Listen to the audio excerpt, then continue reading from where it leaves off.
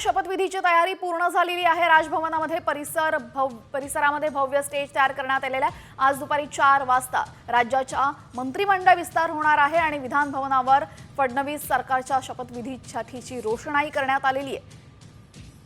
शिंदे सेनेकडनं यासोबतच भाजप आणि राष्ट्रवादीकडनं फोन तर गेलेले आहेत आमदारांना आणि नागपूरमध्ये भव्य अशा शपथविधीची तयारी पूर्ण झालेली। या संदर्भात आमच्या प्रतिनिधींनी घेतलेला आढावा आपण पाहूया।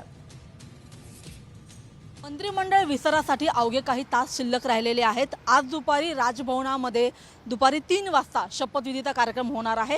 राजभवनाच्या आतल्या भागामध्ये आपण बघितलं तर विद्युत रोषणाई करण्यात आलेली आहे। सोबतच आसन व्यवस्था असेल, स्टेज उभारणी असेल, अशा सगळ्यात जी तयारी आहे ती आता खरं तर सुरू झालेली आहे।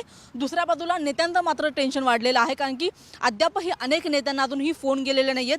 महायुतीमधल्या तिन्ही पक्षाच्या नेमक्या कोणत्या नेत्याच्या नावापुढे मोहर लागते हे पाहणं अतिशय महत्त्वाचं आहे, कारण की खरं तर ज्या पद्धतीने आज शपथविधी होणार आहे त्या अनुषंगाने काल रात्रीपर्यंतच खरं तर अनेक नेत्यांना फोन जाणं अपेक्षित होतं।